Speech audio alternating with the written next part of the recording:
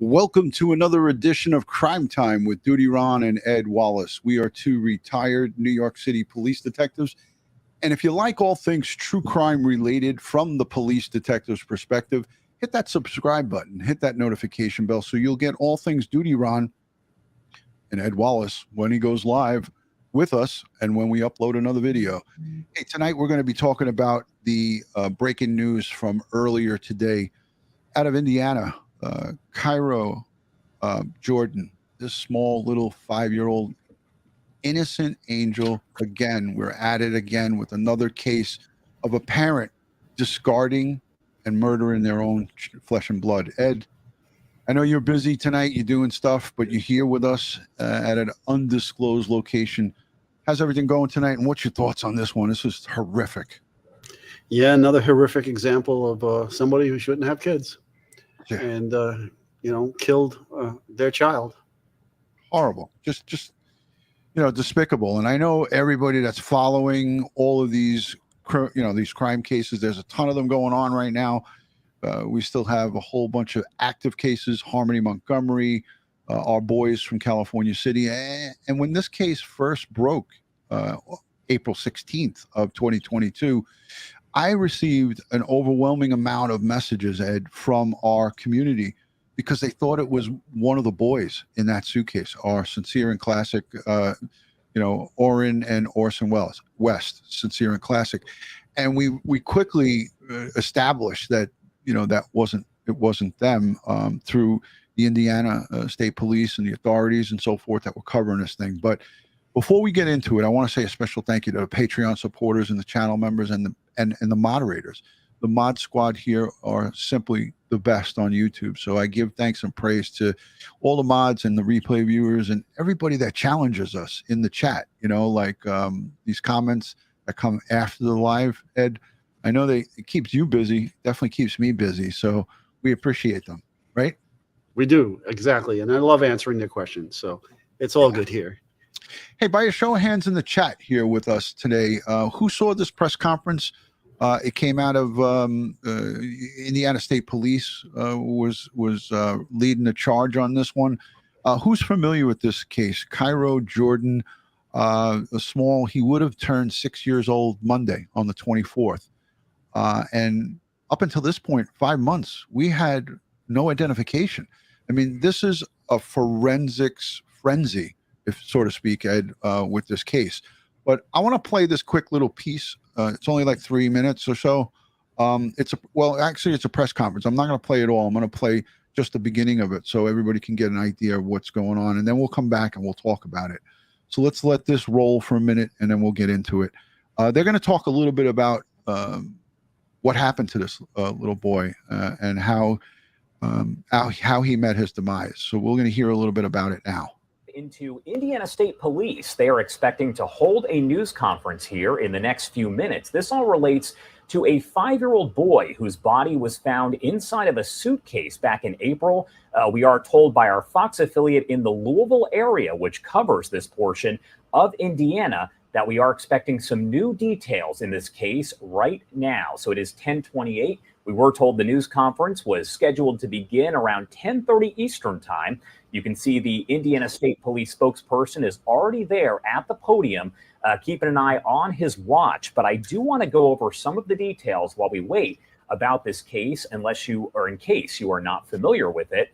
We are expecting these major developments to be announced today in the case of a 5-year-old boy who was found dead earlier this year inside of a suitcase in rural southern Indiana. Indiana State Police are holding this news conference again at 10:30 a.m. Eastern time. So back in April, a boy who investigators described as only 4 feet tall with a slim build and some short hair there was found in the woods about 80 feet from a rural road near New Pekin, that is in southern Indiana. The toxicology report showed no foreign substances were found in his system, and he did have no significant external injuries. That information provided at the time by Indiana State Police. He was found clean and clothed, they say, and there was no indication that he was placed in the suitcase alive. So a very disturbing amount of details released there previously by Indiana State Police. So a month after he was found, Indiana State Police said the boy likely died from an electrolyte imbalance, most likely due to vomiting and diarrhea leading to dehydration. The spokesperson there did say, quote, "It's a very odd and tragic case." Mark McDonald, a medical director for Norton Children's Hospital, said dying from dehydration is uncommon for a young child unless in some type of a neglect case. He said it could also take several days to die from dehydration, depending on fluid intake. He did speak with our Fox affiliate there in Louisville. Again, they do cover the southern Indiana area. So there is a timeline of events in the case that led up to these new details that we are expecting to get here. Evening, about 80 feet off of a rural road there near New Pekin, Indiana. It appears the news conference is underway, so let's listen in.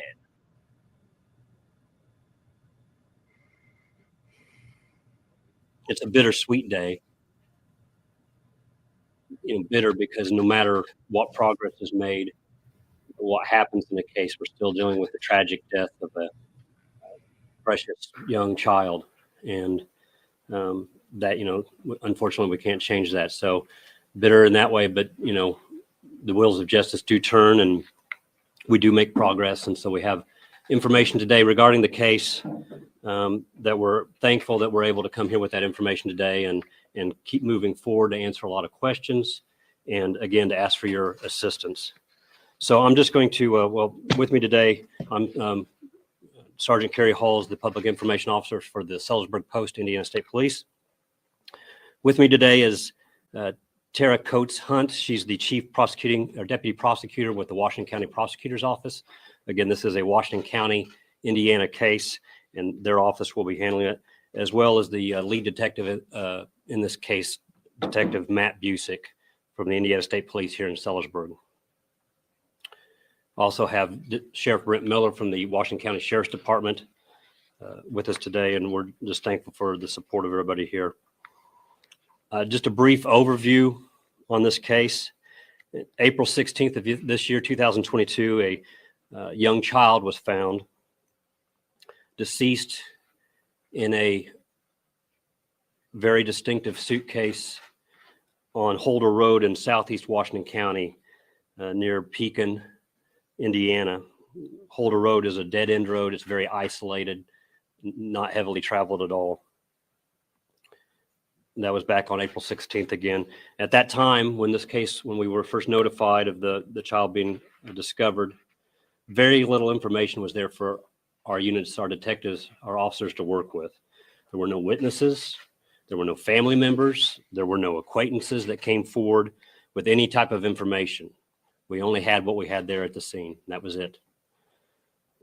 We had worked almost instantaneously with the National Center for Missing and Exploited Children, and any leads from that also proved unsuccessful. No matches to any child that was listed as missing. We had thousands of tips. We did have a dedicated tip line that's still open. Thousands of tips have come in over the past months. Again, this has been approximately 6 months since April 16th on that tragic morning or evening. Thousands of tips came in. Unfortunately, none of those tips were associated with this case. But we are very grateful for those tips that came in. We're grateful for the public's interest in this case, obviously wanting justice for this young boy.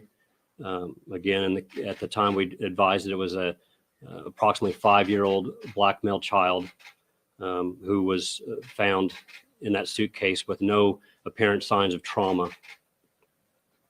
But we are thankful for all those tips that came in, and we do want the public's help, obviously, and we're thankful for their attention to this case.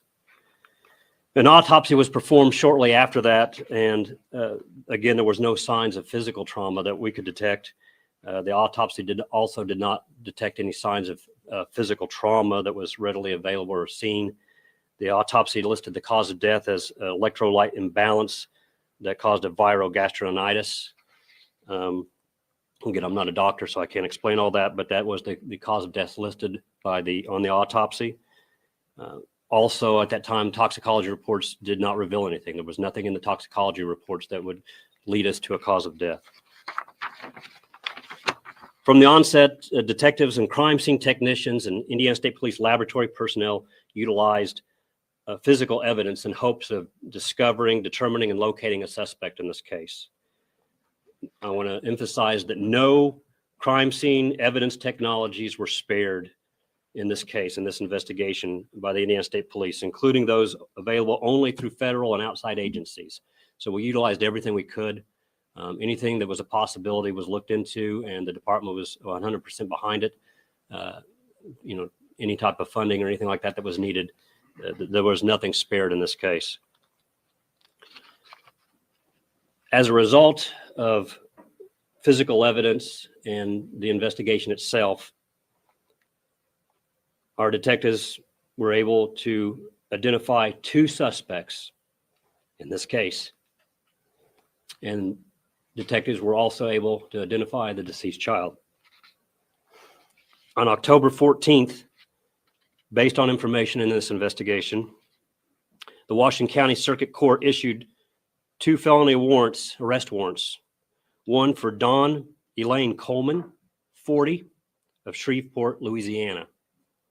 Another for Dewan, and I'm not sure about the pronunciation on this, Ludi Anderson. Dewan Ludi Anderson, 37, of Atlanta, Georgia, who is the mother of the deceased child. Those felony warrants were for neglect of a dependent resulting in death, a level 1 felony, as well as obstruction of justice, a level 6 felony. As a result of the information gathered in this investigation, Detective Matt Busick, who is the lead investigator, and Detective Chris Tucker, also from the Indiana State Police post here in Sellersburg, traveled to California. On October 19th, so just a few days ago, Detective Busick located and arrested Dawn Coleman with the assistance of the San Francisco PD. This investigation is ongoing and continuing. As a result of information that's still being worked on in this investigation, the 2 also traveled to Los Angeles metro area after arresting Dawn Coleman. They were unsuccessful in locating Dewan Anderson, where they believed she could possibly be. Again, the investigation continues, and as a result of information that's gathered on Tuesday, October 25th, the Washington County Circuit Court issued an arrest warrant for murder for the mother, Dewan Anderson. Again, units were unsuccessful in locating Dewan Anderson in the Los Angeles metro area, if I did not make that clear. On Tuesday, that arrest warrant was issued for murder for Dewan Anderson. Dewan Anderson is currently at large. Again, she is the mother of the deceased. She's described as a black female, approximately 5'5", around 135 pounds. In her last known photo, which I have here, courtesy of the Louisville Metro Corrections Department, she had dark brown hair at that time, short, dark, very dark brown hair. Again, this is the last known official photo that we have of her. We're going to attempt to get better photos. We believe we can get a better photo. Again, she's from Georgia, and we're going to attempt to get a better photograph of her for you.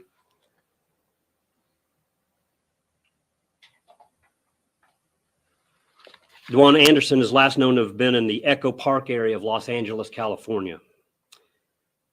But since this investigation began, she's traveled to several locations west, including Houston, Las Vegas, Los Angeles, San Diego, and San Francisco. At this time, her whereabouts is unknown. So again, she's at large, and we're looking for the public's assistance in locating her. At this time, we can also identify, excuse me. This is where he gets choked up. Identify the young man that was found in the suitcase.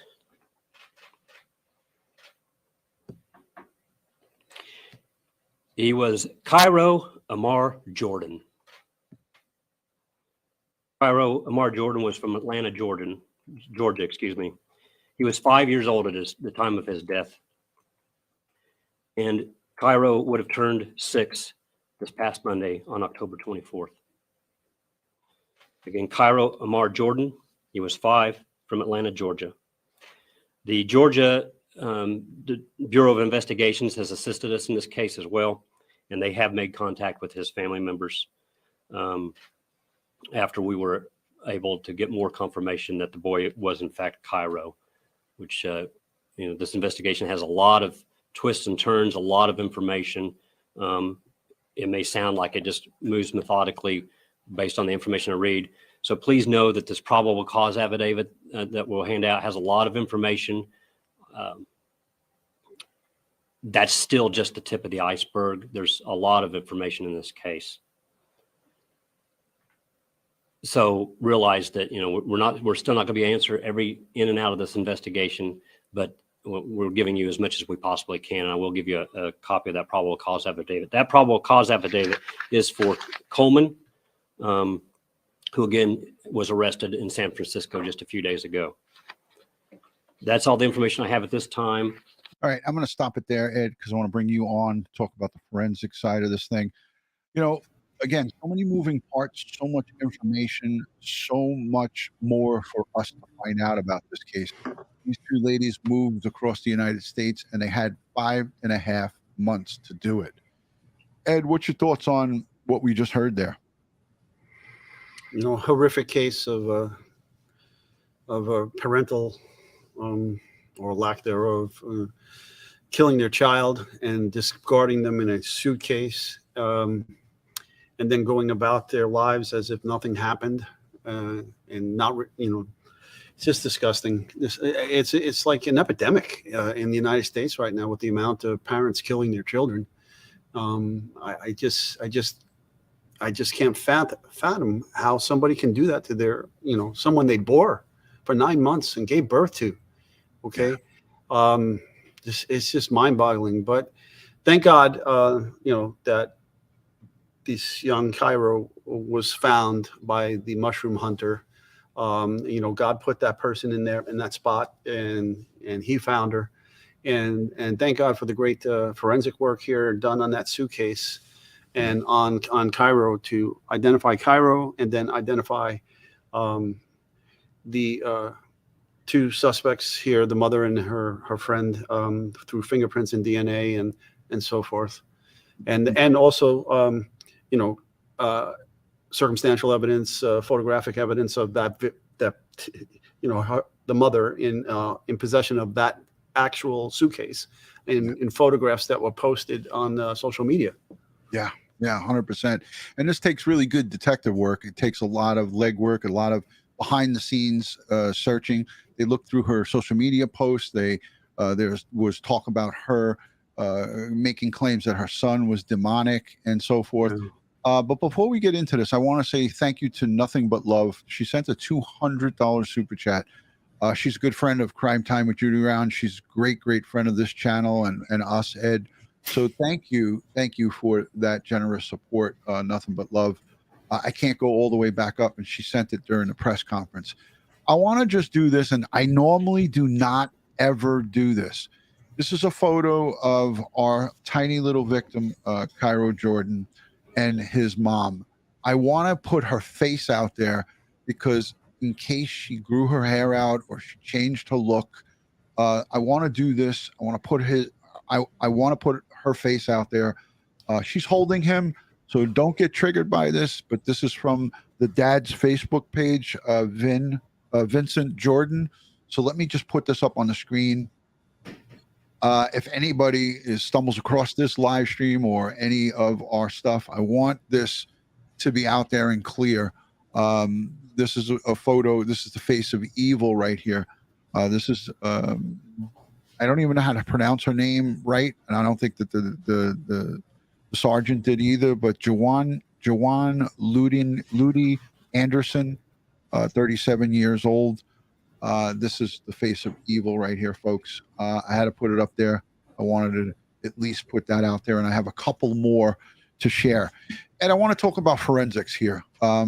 Okay, so a mushroom hunter comes across a bag, It's a Las Vegas bag. I have a photo of that bag as well too. Here it is up on the screen. Mushroom hunter, 80 feet out on a dead end road from what was portrayed to us. Very rural area. Just comes across this thing.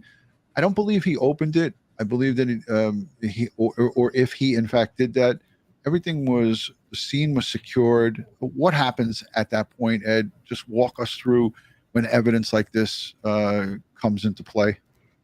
Well, it's a crime scene, and so it'll be treated as such. It'll be safeguarded, and then all the civilians will be removed.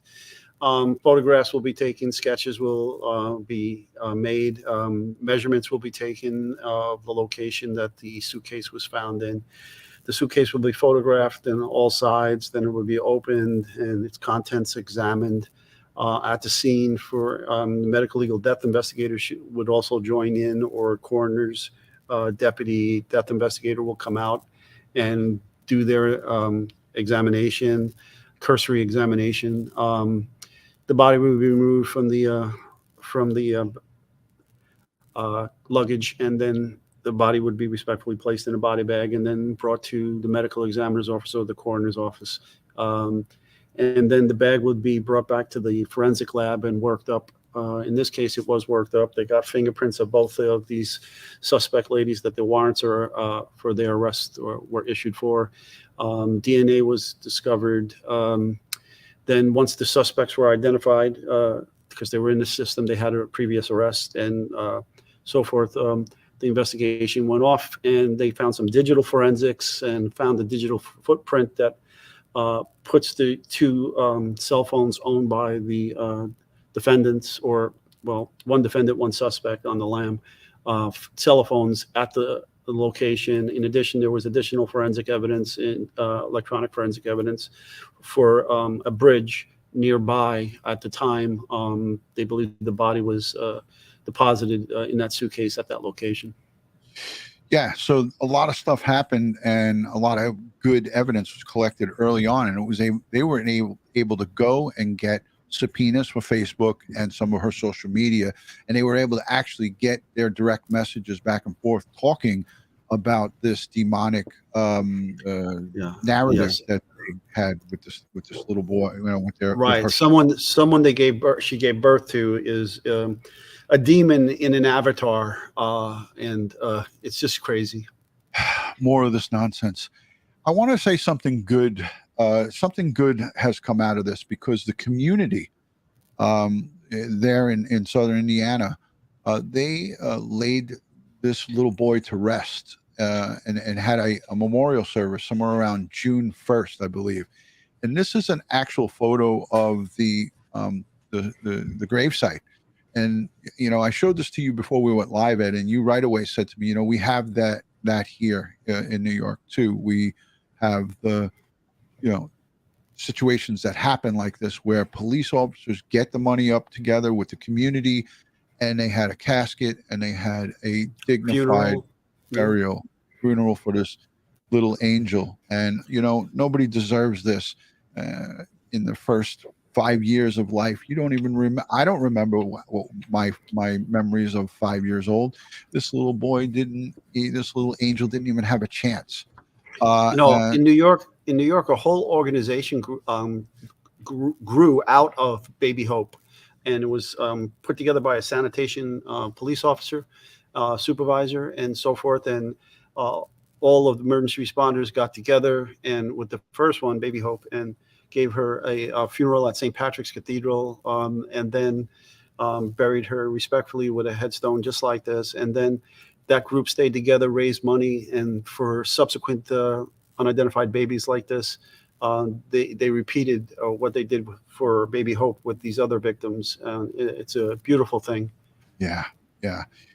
I mean, listen, I looked and I peeked on his father's Facebook. So his name is Vincent Jordan, and it was heartbreaking to see this father hasn't seen his son since 2017, and he was vocal about it on Facebook, and it almost made me think of all these other cases that we've covered, where the parental breakdown of the fighting over custody of a child, you know, one wants to take the child, the other wants to take the child, and you know, we have a situation where we have this tragedy that happens, a senseless murder. I want to play just a little piece from the beginning, April 16th. This piece is only 2 minutes. This is from April 17th. So let's take a listen to this local report. You realize that we are dealing with the death of a young man who was discovered Saturday evening. We had a news conference yesterday asking for the public's help so we could identify this child. And right now, that is the number one point of this investigation, to find out who this child is. At this point, we still do not have that information. So despite the numerous news articles and TV coverage and social media posts, we don't have that answer. This was and that is early our in number the one goal at this investigation. point, is to find out the identity and the name of this child. And he deserves, you know, to be heard. So that's what we're asking the public's help. We're continuing to ask for the public's help to keep this at the forefront so that we can get that call. Obviously, this is a 5 to 8 year old young man. Somebody was taking care of him. He was in somebody's custody and care for his daily needs and for support.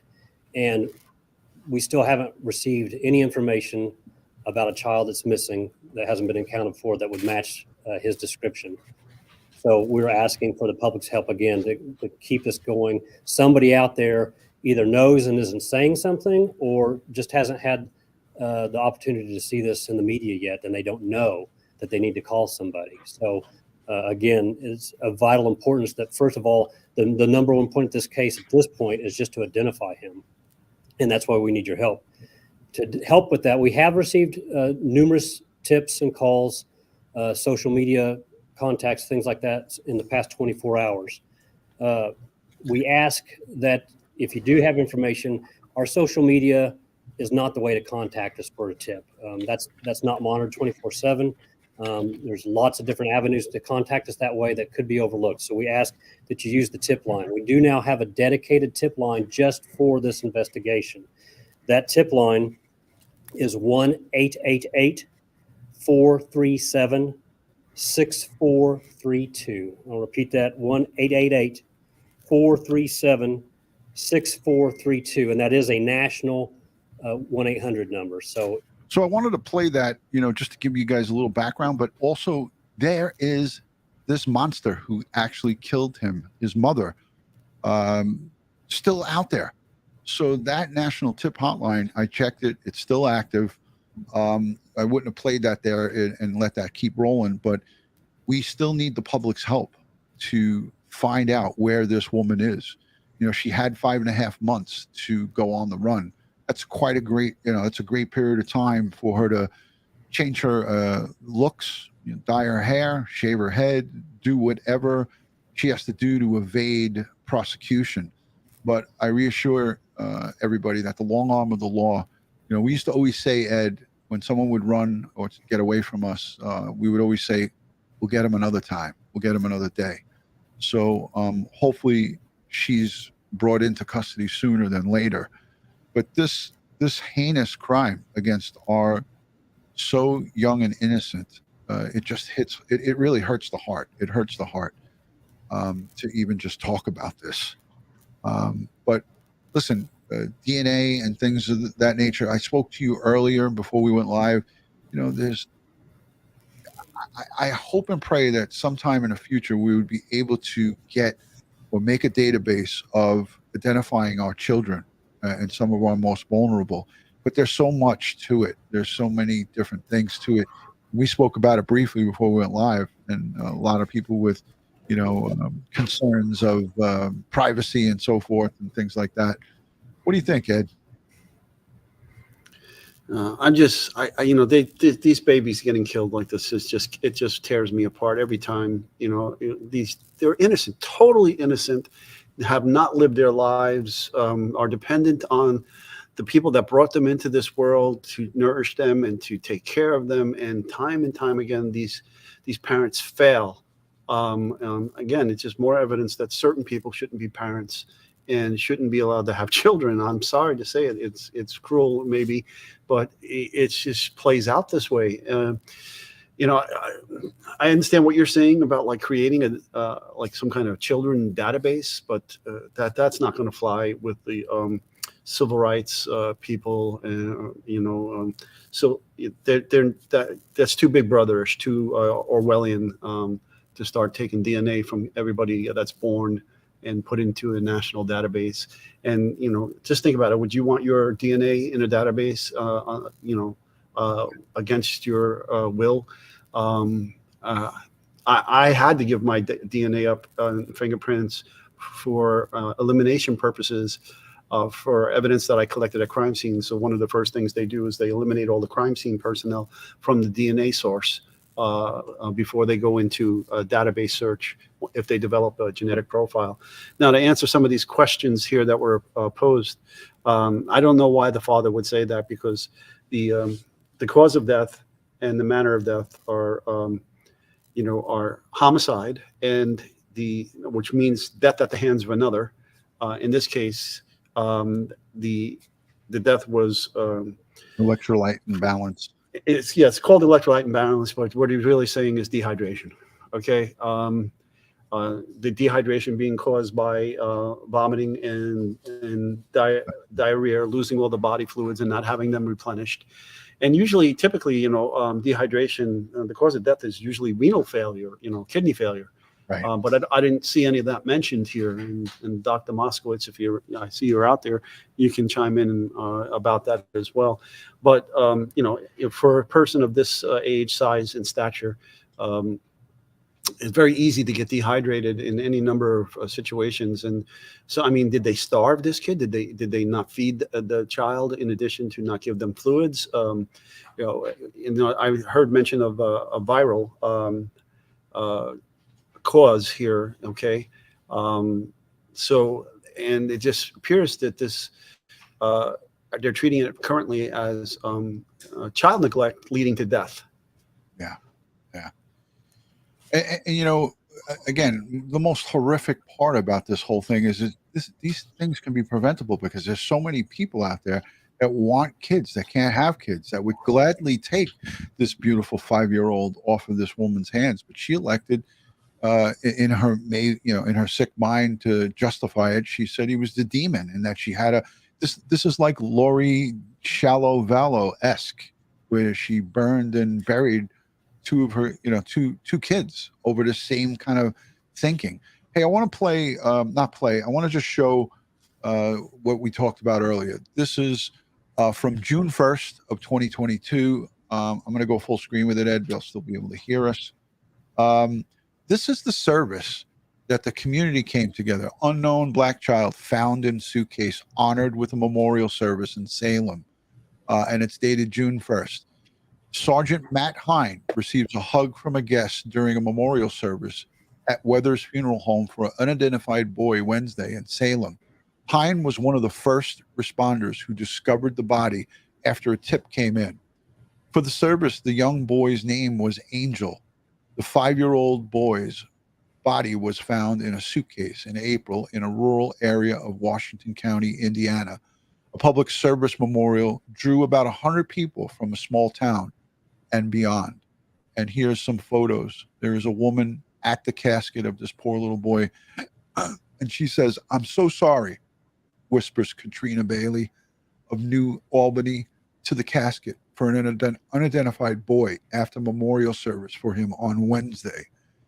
There's more photos. Here is inside the funeral home, some of the law enforcement personnel hugging each other. Sergeant Matt Hine receives a hug from another sheriff's department officer after a memorial service at the Weathers Funeral Home for an unidentified boy.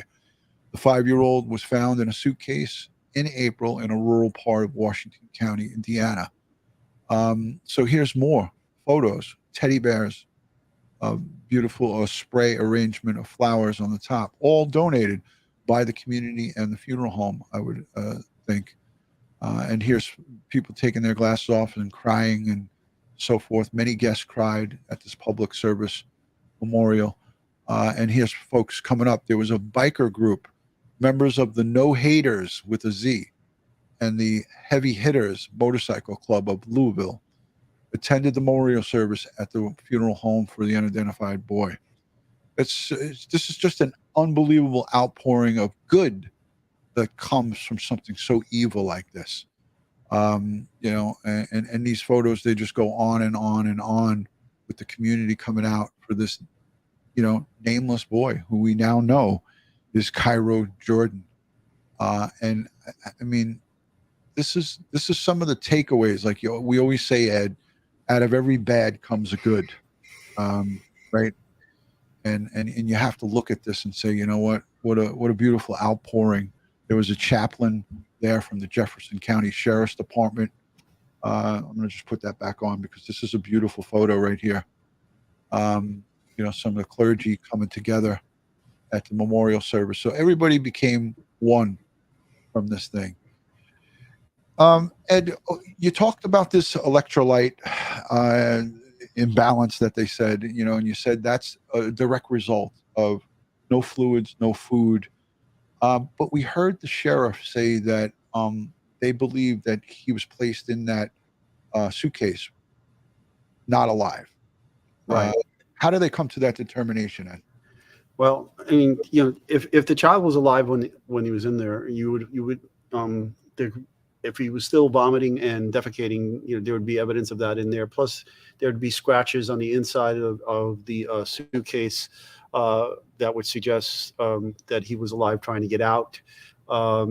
In there, you know, there would possibly be blood, broken fingernails, things of that nature that would be evident upon autopsy examination that was in fact the case, that he was put in there alive.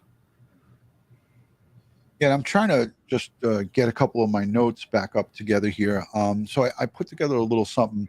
I wanted to mention what the mom was saying, and this is just utter insanity, but I want people to actually understand how insane this woman really was, or felt a need to make these kind of comments.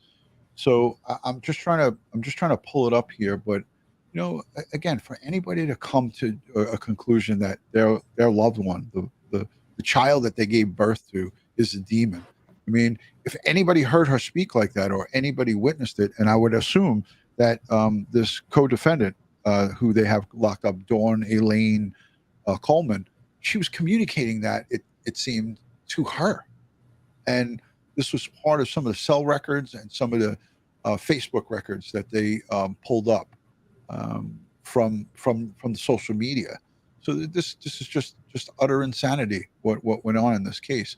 And I tip my cap to the investigators for uncovering all of this stuff in a short period of time. You know, people will say, well, wait a minute, a short period of time. It took 5 months, but you need to get these subpoenas, and you need to get people to come forward. And they had the tip line, and I'm sure that the public, and we have to always say thank you to the public for giving information on these cases. So, you know, in today's in our society today, it seems very depressing, and there's all this division in our nation. But it's funny how something like this shows and proves that there really isn't that the division that we think, and that how much we have in common, and how much we can come together in time of need.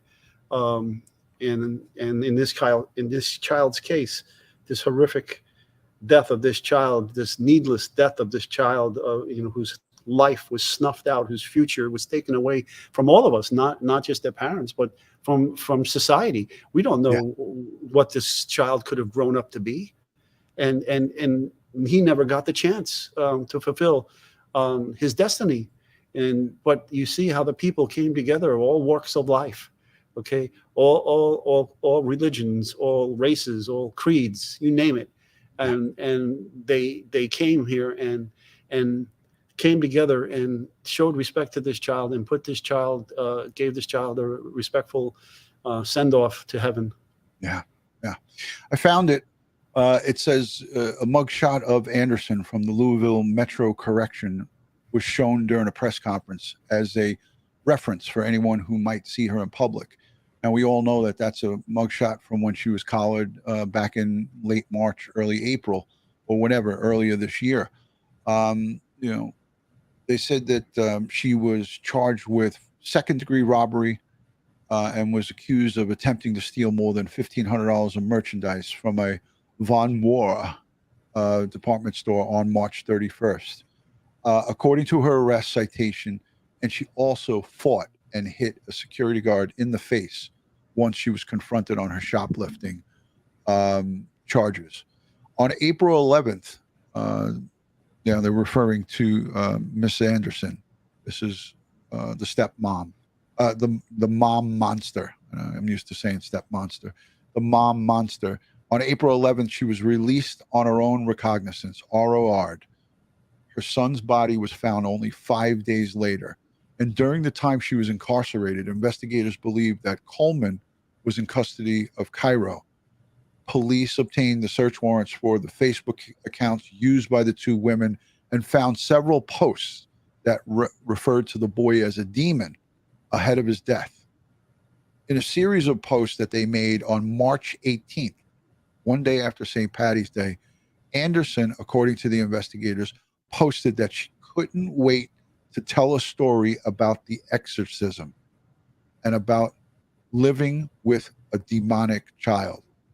On April 8th, police said Coleman posted, "Just because the avatar is of what we call a child does not mean that it is actually a child. There are beings that are here that are not supposed to be here, that pick avatars to hide behind, to play roles, to steal energy, and to ruin lives." Additionally, similar posts were included in the affidavit. So there's going to be more of this type of insanity. And this, to me, happened on March 18th, these posts. So either she was putting on a really good show or she was in the head. I wonder, and if the autopsy reports show any type of physical restraints on the wrist and ankles or anything like that, as if this child was, held down, and she tried to perform an exorcism on him and kept him tied down for a long period of time without food and water. They say that the remains inside the suitcase was not there a long time. They said less than a week, is according to what I read. A police report also cited that cell phone tower location and pings found the phones owned by Coleman and Anderson near the location where the suitcase was found April 16th. They put April 14th in this piece, but it's April 16th. And Riverlink, which collects tolls on several bridges between Louisville and southern Indiana, reported Anderson's car was tracked on one of those toll crossings on April 16th. So they're trying to put this between April 14th and April 16th, that the suitcase could have potentially been deposited there. But the day the suitcase was found was on the 16th, and the car was at one of the crossings, one of the toll crossings that had, video. So, like it had an Easy Pass transponder. Yeah, it said Easy Pass transponder and also surveillance, video surveillance. Yeah. Mm-hmm. So a few details have been released before Wednesday's press conference about the child who was found at the 7,000 block of East Holder Road in Washington County, 70 miles south of Indianapolis, 25 miles northwest of Louisville. So they just go on here to give a description. Investigators say the boy was black, believed to be 5 years old, et cetera, et cetera, et cetera. But so these are just insane conversations that were before the time. This was leading up. And this, again, in the chat, let me know if I'm off base on this. This is Shallow Vallow, Lori Daybell Vallow, Chad Daybell Vallow kind of esque. They're talking about avatars and what the frick, man. It's just mind boggling that this is going on. As we speak. Was this kid not enrolled in school? 5 years old. So should have been April, March, April. Yeah, should have been at 5 years old. What is that? Is that kindergarten? My wife's going to kill me for not knowing this. I'm not sure if it's kindergarten or first grade at that point, but I could be wrong. Ladies in the chat, let us know at 5 years old. Where's the kid at? Pre-K, kindergarten? I'm not sure. I suck. I should know that. I have 2 boys, and so do you, Ed. So Yeah. Joey Brooklyn says first grade. Most of the ladies are saying kindergarten. So I was good. Mm-hmm. Janine's going to be real happy with me. Mm-hmm. I said either pre-K or kindergarten. So why wasn't this kid in school, and who didn't notice it? Right. But where does the school not reach out to the parents? Did the school not reach out to law enforcement? Yeah. It's just mind-boggling. Hey, I just wanted to let everybody know that when we're done here, which is going to be shortly, Mike King from Profiling Evil, he's going to either be live at 9:30 or 10 o'clock Eastern time, because he sent me a message while we were live. He said, I was going to put something, or he was going to upload something. He goes, but I don't want to compete with you and Ed. So thank you, Mike, for that. And he invited me and you to come on. I think he's going to be live. He invited me and you to come on. I told him that you're doing Army training, and I got to go back. I got to turn into a pumpkin in 14 minutes. 14 minutes. All right, let's turn to the chat. Anybody have any questions? Legal Minded Friends is here. Thank you, Karen, from over in the UK. We're always helping us out with our shorts and all of our Instagram reels. There she is, Karen, Legal Minded Friends. She's an attorney from the UK. She has a great YouTube channel. You guys should go and check her out too. She gives legal advice, and she's up to speed on everything. So he would have turned 6 in October of this year, this past Monday. Yeah. Right. So let's see what else we got. Anybody have any forensic questions for Ed Wallace? Again, we know that they got fingerprints from, I believe, the inside and maybe outside of that suitcase, Ed. What about touch DNA, transfer DNA? Yes, that's all there. That's all there. And plus, they got photographs of her on her social media with that suitcase. Right. I mean, what more evidence do you need? Yeah, pretty much. So let's see. I'm going to scan the chat.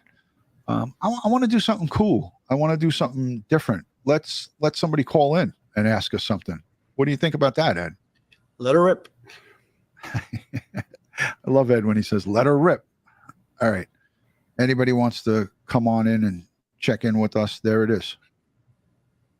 Boom. Look at me now, Mom. No hands. Patty Banks sends in a super chat. Thank you, Patty Banks. Let me star this. Hold on so it doesn't go away. All right. And here's the rule. If you call in, it's got to be show related for this case. Cairo Jordan is what we're talking about. Keep it to forensics, investigation 101. We don't know a lot about his biological dad. I looked at his Facebook page. He looks like a nice person. He's got beautiful pictures of him with his kid. I'm going to show you just one of these photos that I picked out of his Facebook. So this is Vincent Jordan, his dad. It looks like a beautiful day on a park bench or on a bench with his son. But it says on his Facebook page that he hasn't seen or had contact with his boy since 2017. And that's sad. It's really sad because I'm sure that he would have took good care of him. Anything would have been better than what we have going on here right now and what we're talking about. And again, we had people thinking that this was one of the boys from California, Bakersfield, California, in April, and we had to put that kind of down because we knew.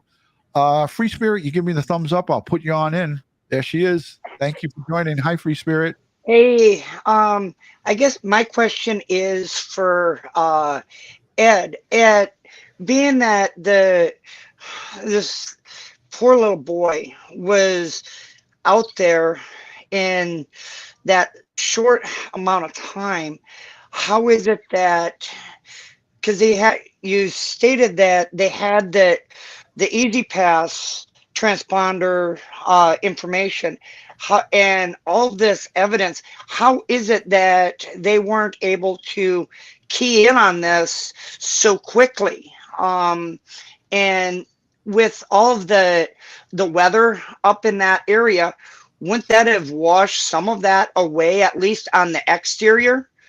The DNA and the fingerprints you're referring to? Yeah.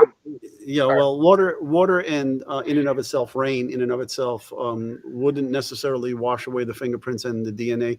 Remember, most of the fingerprint material on these non-porous surfaces are of sebaceous oils. They're oils, and they're resting there. So oil and water typically doesn't mix, and it's not going to wash it away just from water falling on it.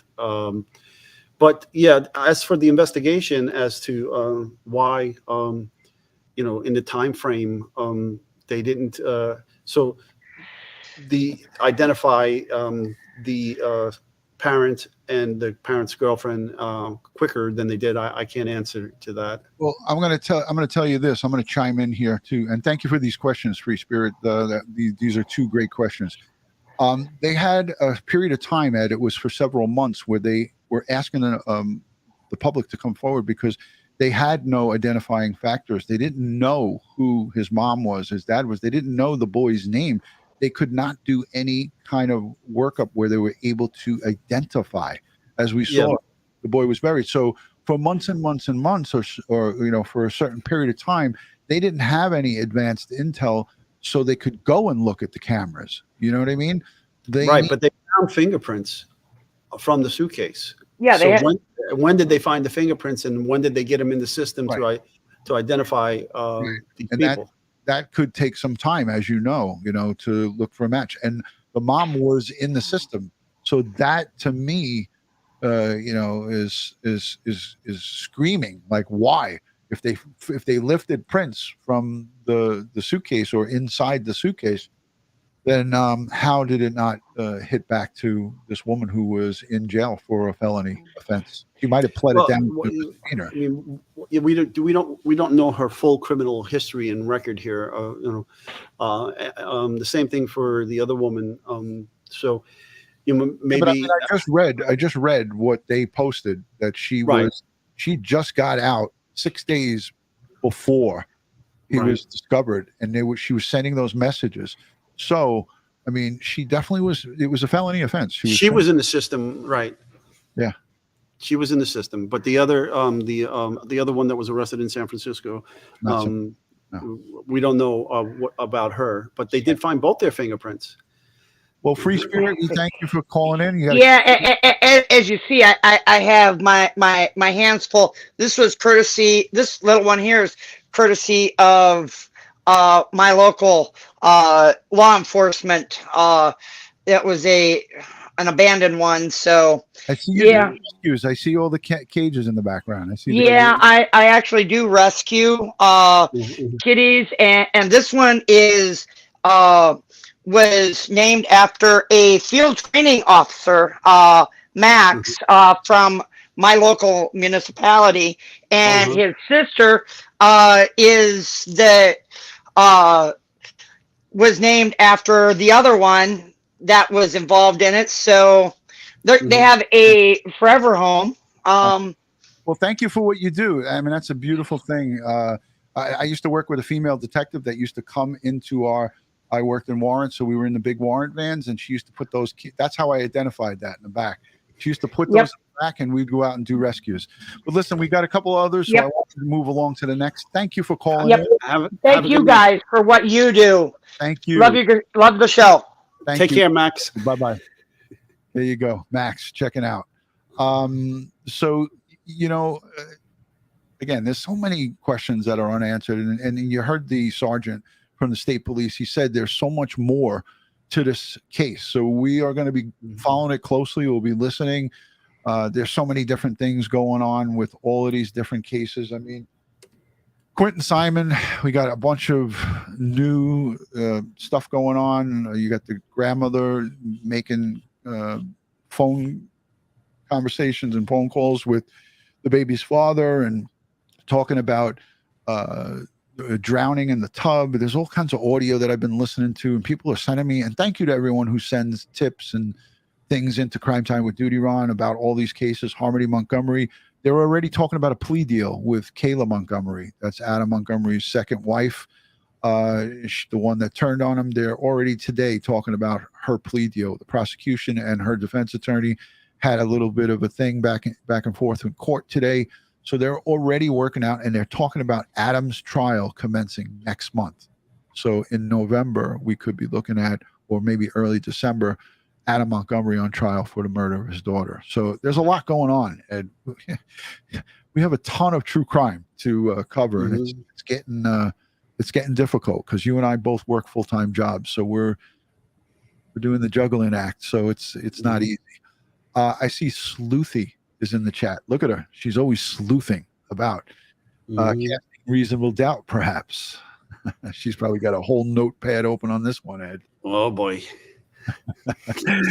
Ed, I want to thank you for taking out the time. I know you got to get back to Army training and whatnot, but yeah, if you could, just keep a close eye on this one, me and you together. I think we'll pay close attention to this. And this by no means is anywhere close to being over, because they have to bring that woman in. She needs to be taken off the street, because I feel 110%, which I'm sure everybody agrees, this is a dangerous, sick person who's out on the loose. She is walking amongst us somewhere in society. She doesn't need to be out.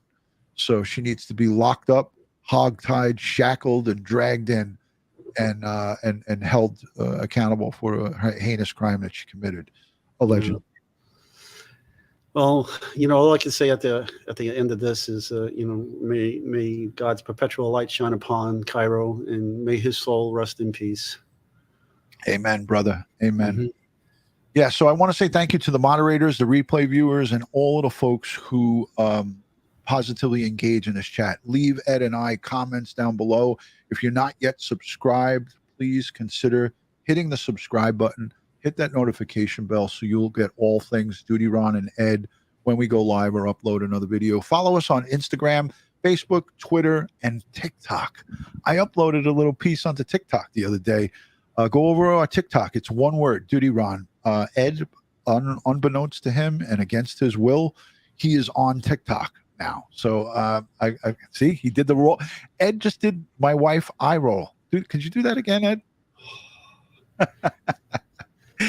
Yeah, TikTok loves us, Ed. We got to get on there, and we got to spread the message, spread the word. Again, thank you so much for everyone tuning in. Make sure you go over to Profiling Evil. I'll try to link it down below in the description. Profiling Evil will be live at probably 9:30 or 10 o'clock tonight, talking about this case. And Mike, as you know, Ed, he does a great job with this, but he has a whole cast of characters behind him. He's got a production staff. Who do we got, Ed? Josh. We got Josh. He does our thumbnails and stuff, but we don't have a production staff that puts together stuff. So if you want to see something like really well put together, Mike King at Profiling Evil, he has the Profiling Evil Academy and all kinds of cool stuff that they do over there. I highly recommend you guys go over there, subscribe to his channel, and check it on out. So as I always like to end these, God bless the world, God bless the United States of America, and God bless each and every one of us here in the chat, but especially these tiny victims. This poor angel, Cairo Jordan. We send his family, the loved ones, the ones who really loved him, strength, prayers, and positive vibes. All the law enforcement, all the people who are invested in bringing justice for Cairo, we send them strength. And thank you on behalf of Ed and I. Ed, I know did you already say your piece? No, I did not. Folks, be safe, be prepared, and watch your six. Thank you, guys. Thank you all for tuning in. Peace.